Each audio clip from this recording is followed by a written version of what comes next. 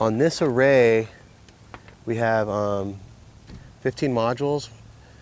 The inverter, the SMA people like when we have the SMA 3000, they like us when we have 15 Sanyo 200 watt modules. They like us to do 3 strings of 5, which means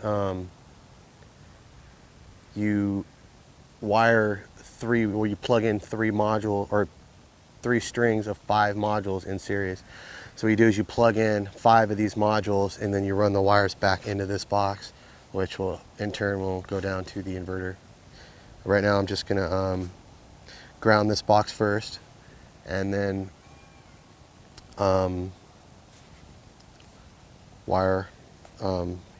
strip all the wires and wire up this box.